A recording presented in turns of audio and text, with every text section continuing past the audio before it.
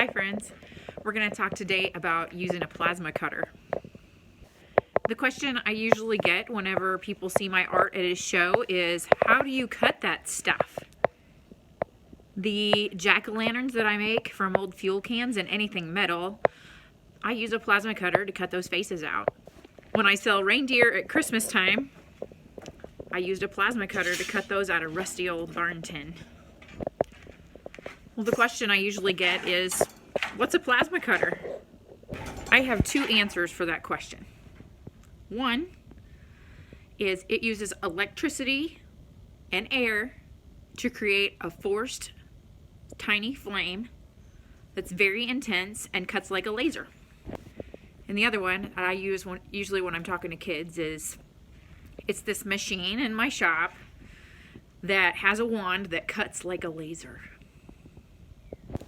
So sometimes the conversation ends with, wow, pretty cool. Other times it progresses into questions about the machine, how much I paid for it, where I got it, how I came to make the decision to buy something like that, and how it's profitable for my business. Some of my conversations even progress to the point where I invite the person out for a workshop. I do metal cutting shops here at home in my junk shed. Now the junk shed's pretty old and drafty, so I don't do classes here in the wintertime. I do work out here, like I'm totally bundled up right now, but I work out here. But I don't do workshops. The next metal cutting workshop that I have on the schedule is next spring. I use a collection of templates to cut my metal products here in the shop. When people walk in here, it's fun because they just look around because there's all sorts of stuff hanging everywhere anyway. Like you can see this cool junk behind me. There's a big thing looking like an S and some gears and all that kind of thing. And they just have to look around because there's all this cool junk and there's cool templates hanging on the walls. So it just kind of opens the mind to the possibilities of the things that we can make in here. Here are a few of my templates hanging on the wall. That one is two sizes of a quilt block, and it's a different pattern. I have a third one somewhere, a small one. But I make those and sell them here and there. I just usually make a few at a time. There's a tall fresh cut trees sign that's pretty cool. I use that as a template to make an arrow sign. Sunbonnet Sue and her buddy, they're neat. They're really cool, welded onto a stake in the garden. This is a mermaid. She looks awesome, cut out of rusty metal. I have some blue printed metal, or whatever you call it, embossed metal that looks like water, actually. It's got waves on it, and she looks amazing cut out of that. I'm going to cut some tin ones of her today, though, just to take with me this weekend to my show. This is my star collection. So here's a tiny star. He's a little bitty guy. I don't even have any of the cut ones laying around. But I use these. This was a nail. This had a nail on the back where you can nail it into something. These are decorations from an old building. So they used these on the outside of buildings back in the day just to decorate them up. And they're cast iron, super heavy. Lots of substance. So I'm going to put these over here. But these are some stars that I had cut out of 1/8" metal. There you go. You can see how thick it is.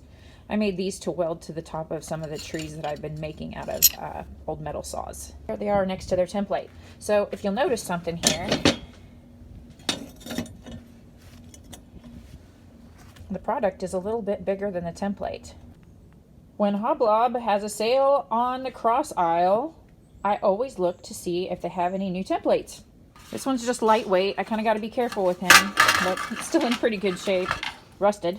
This is a cast iron one, so it's nice and heavy, and it makes a really cool finished shape. Like it's got the, the flowery ends on the arms of the cross. So anyway, I usually buy these for 50 to 70% off, so that I have a nice cheap template that'll last me quite some time.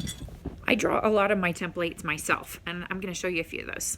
There's a pumpkin stem. It's about the size of my hand, so you can see my sketch marks on it where I scratched it with the soapstone. But I used a piece of a wrecked semi-tractor, the sheet metal on it. I used a piece of that to cut some really cool green pumpkin leaves, and I attached them to wind turbines. they actually looked like real pumpkins. It was pretty cool. Attach an old door spring on there to make it look like the curly Q. Those were really popular. So I was talking about making your template a little smaller than the finished product, right? This is a reindeer template, and the original was a piece of cardboard, and I got it at Dollar General for $1. So I used that cardboard one to cut this template. And the body's not far off of the final shape or size, but the antlers, you can tell that I have detailed them a whole bunch more, just so that it makes it easier to cut the actual product. When you're cutting something that needs to be symmetrical, do half of it first. This is my reindeer head template that I used to make my Rudolphs. So this side I sketched on with soapstone on a piece of tin, and then I cut it out. And then I laid it down on the tin and cut half, and then flipped it over and cut the other half. And this is my final template. So if you'll notice, this guy's, his antlers are thicker than this one's, and it's because after I was done, I whittled those out to make them smaller, so that whenever I am making product, I can really use my artist's hand. I don't have to drag right up next to the antlers to make them the right size. What's great about that is that no two are alike. This is them when they're ready to be finished out. So you just don't forget to cut a hole for the nose and a hole in each top antler to string a wire to hang them up. I have a few things set out here on the bench so that I can show you how this machine works. There's a few safety concerns whenever you're using a plasma cutter. I use these protective glasses that shield my eyes from the light. It's very bright, it can burn your eyes, it hurts real bad, like having sand in your eyes. So these glasses fit over my regular glasses. So not only do they protect my eyes from the light, they protect them from any flying dust and stuff. This is a dusty, dirty job, and you can expect to get dirty. If you are not a glasses wearer, these are regular glasses that are safety glasses, and they're just green lens. And they fit real close to the face. They do a good job of shielding my eyes from debris. And I used to wear contacts, and that's why I have these. And now I just keep them around because of people coming out for workshops. I have these for you guys to wear. But anyway, I really like both of those kinds of glasses. I wear a pair of leather gloves when I'm cutting, for the most part. I keep a pair of pliers handy too, and whenever I'm not wearing gloves, I handle the metal with pliers because it's hot. This is my plasma cutter. It's a Hypertherm PowerMax 30 Air. What that means is that it has an internal air compressor. My first good Hypertherm plasma cutter did not have an internal compressor on it, and I ran it off of this compressor behind me. But then, in the height of fall crafting season, that air compressor took a dump on me. And so I went and got a better plasma cutter that has an internal air compressor.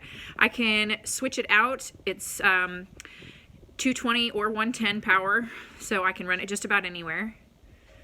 And it has the internal air compressor, so I don't have to carry an air compressor around to run it. And it's really quiet. This air compressor back here, man, that thing, I mean, it's loud. You can't hardly talk to somebody when it's running. And this one, you know, you'll notice it running in the background whenever I'm cutting, and it's just a soft whir. You know, it's really easy to hear over and to talk to someone over. So right now my machine's on, and the power is only turned up about halfway. When I'm cutting thicker stuff, I'll turn it up to full blast. It's got plenty of cord. You want to take care to not step on this cord whenever you're cutting, because there's air running through there to the wand. So if you step on it, you shut off your air supply. The other cord is a ground clamp, and you're going to clamp that ground clamp onto anything that you're cutting so that it's grounded out and you get a nice solid arc. It does a better job of cutting. This is the wand. This is a safety switch. So you can't squeeze the trigger whenever that is down like that, but whenever you lift it up, squeeze the trigger, the machine goes. This is the tip, and this tip is not in the best shape, so I'm going to show you how you change it out. This is the swirl ring. That swirl ring that was in there, and it looks fine. I'm just going to put it back in, and I'm going to replace the tip and the electrode. This is not the easiest thing to do with one hand while I'm filming, but the swirl ring goes over the electrode, and then the tip goes on that.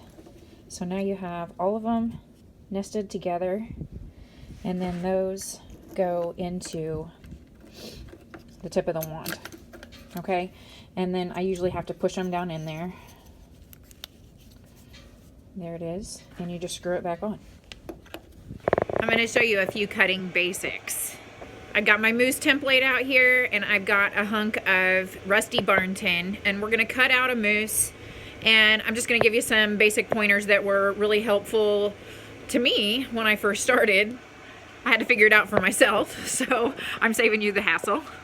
This is a mousse template. Like the others, I sketched him freehand using a soapstone on a big piece of tin, and then I cut him out, and then I made his antlers much finer in detail than what the finished one will be, and they're smaller right now, so the body won't be much different than the finished size, but the antlers will be much bigger because I try and float around them and use my artist's hand to cut them.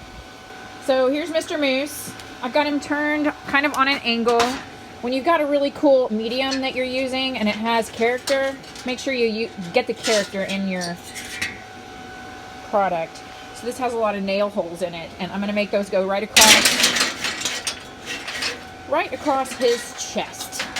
So you're going to get a better cut when you're perpendicular to your metal. So I'll show you what I'm talking about. That just cuts right like butter right through there. But if I turn it on an angle or get too far away, it doesn't do the best job, and it makes a great big wide channel. So it doesn't cut very precisely whenever you turn it sideways a little too far, or if you get too far away. If you get too far away, it doesn't ground out very well. So for a lot of his body, I stay pretty close to the edges of the metal. I want to make sure I get that little notch there on his hoof and those kind of details. But on the horns, that's where I kind of let loose and stray away from the template and let my hand just have fun and flow and work. So here we go.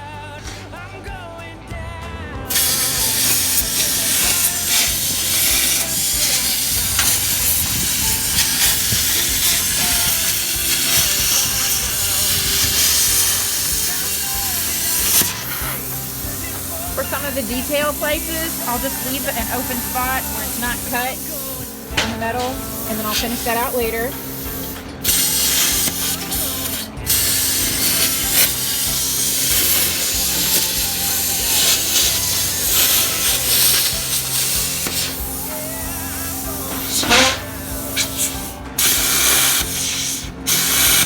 Ah, the tip is getting caught in there.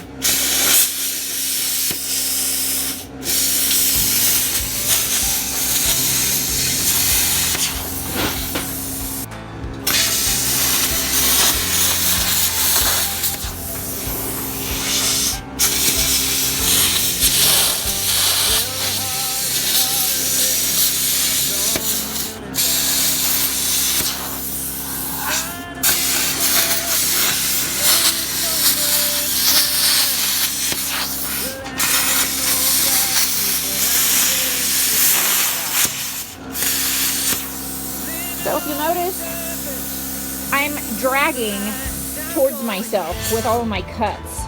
It works much better that way. Everything glides along easier. So I try to just do the main dragging, and then I go back and I finish up the other stuff later.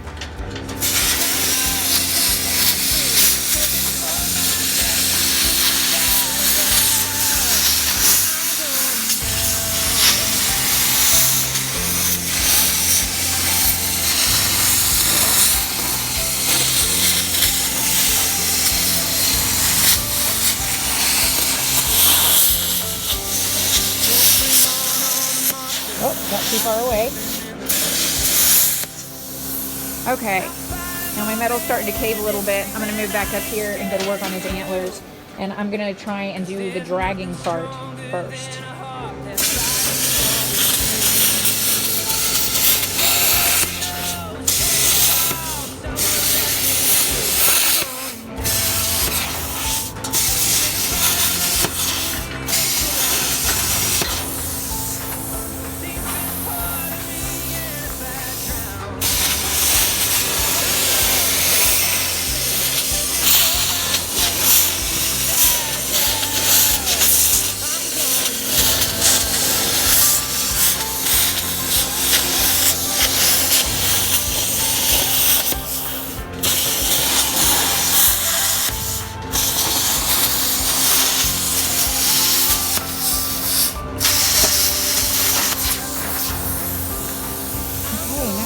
Do the detail work up here on these antlers.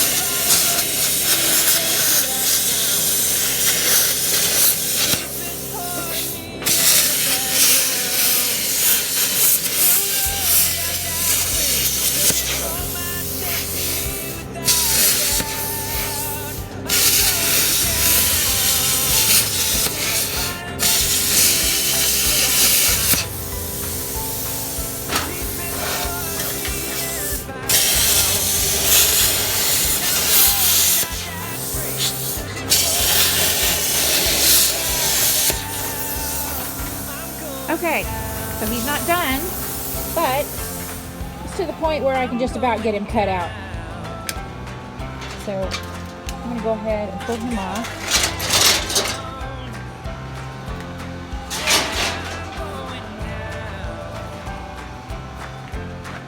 Looks like I got a nail here in the way.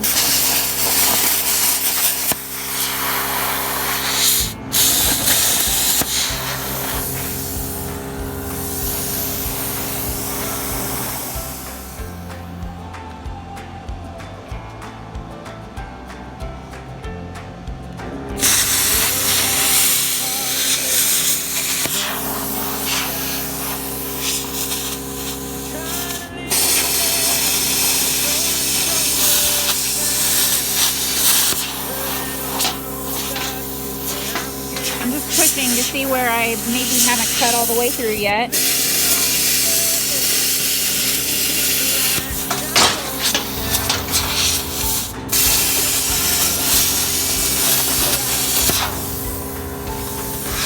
His tail, I needed to do some detail work on.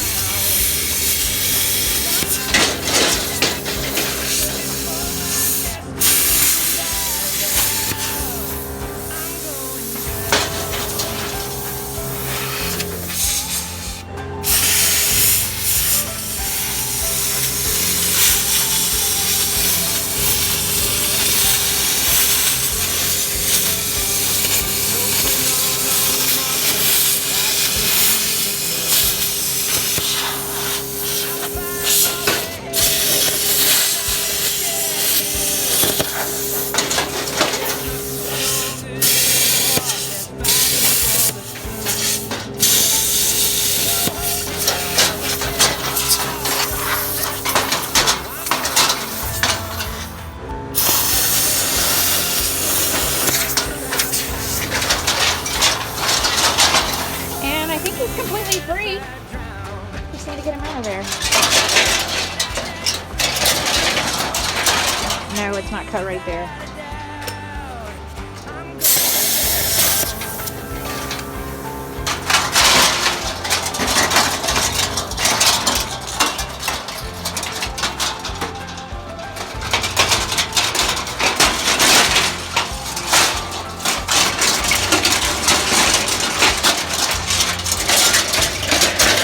Gosh, there's so many points, he gets kind of tangled.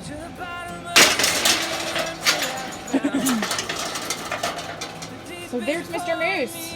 He looks great. Somebody will love him. I use what's left of these pieces to cut stars and whatever else I can. I can get a couple small stars out of that little bitty piece there. And those are like $2 a piece for little stars. So use up everything you possibly can to really maximize your profit on this stuff that you're dragging home. and you're sending less off to the scrapyard. Those basic tips again were: make sure that your tip is perpendicular to your metal all the time, and always try and drag towards yourself. It's okay to push away if you feel steady about it, but most of the time I don't really like to push away from myself with the wand. I like to be dragging towards myself. There is one more thing. You can't just cut forever with this thing. You have to give it a rest. So the book recommends cutting 3 out of every 10 minutes. Now I'm sure I go over from time to time and it's never hurt my machine, but I do try to stick to that guideline. I don't just use my plasma cutter to cut flat metal stuff. I use it to help me make all my shapes and stuff for other products too. This will make a great stand for one of my metal saw trees. And all I need to do is cut a slot in it on each side of this. So right here and here, I'm just going to cut a slot, and then a tree, you know, it's really thin metal, it'll fit right down in the slot and it stands up and it looks really cool. So something like that could get turned into a tree stand or a tree base really quickly.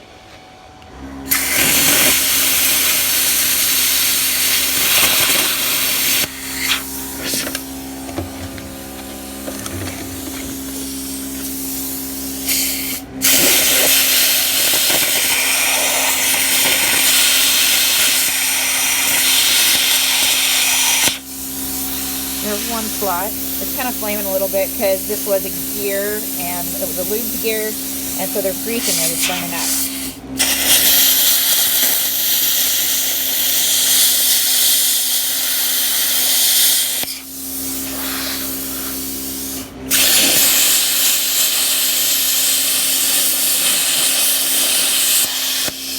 Just making sure they're nice and even so that the saw will fit in there without bending it.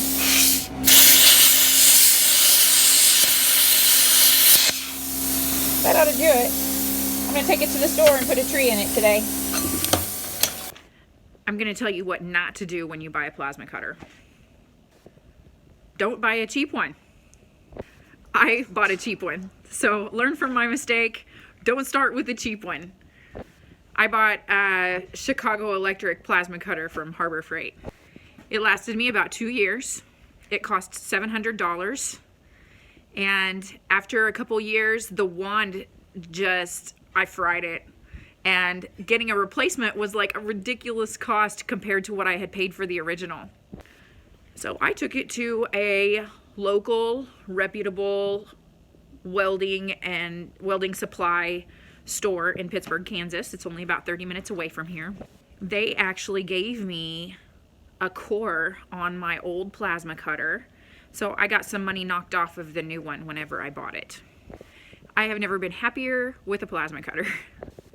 So I'm super glad I bought a really nice machine, and that's the one thing I tell people whenever they ask me what machine to buy. I say, don't buy a cheap one. Get it from a reputable dealer that is going to perform service on your machine if you ever have a problem with it. I've never had a problem with these, and honestly, at the expense of feeling like a stupid girl, I have had to call those guys a time or two and be like, why isn't my machine working? And it was usually something really stupid that I had done wrong. Like, I don't know, replacing that swirl ring was the first thing I remember that I didn't do, that I was like, I didn't even realize that piece was replaceable. So what's really great too about them is that they have a delivery service that runs in our neighborhood. It comes through Lamar, right past my store. So when I need supplies, I don't have to drive over there. I can just call them and say, hey, can you have the guys deliver me some stuff on the truck on Thursday? And they bring it right to my store. So usually I'll try to order electrodes on a Monday or Tuesday so that those guys know to bring those to me on Thursday, which is great. I've also bought a MIG welder from them, a used one, which we like. So I just really feel that, one, you're supporting a local business. 2, you have sales and service experience there. They have all the stuff you need. That's where I get my glasses and all that good stuff. And they have the delivery service where you can just order expendables and have them delivered right to you. I think that's it for today. Thanks for joining me here to learn a little bit about how plasma cutters work, what's the best one, and see some of the fun stuff that I do. This is really just a drop in the bucket as to how I can help you with these machines. Hopefully this tells you what you need to know if you need to select a new machine, and I hope it directs you to the right place where you can have support. If you'd like to come out and participate in one of my metal cutting workshops, there's a few different places you can look to see when they are. I keep a schedule on the website. I have a schedule of events on my Facebook page, and I set all of my events up through Eventbrite. So you can go to eventbrite.com, search for Junkyard Farm Girl, and you can see all of my classes and workshops. And that's where you go to book a ticket for one of my classes.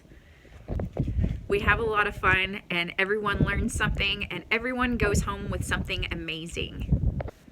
So check that out. Check out my website. It's junkyardfarmgirl.com.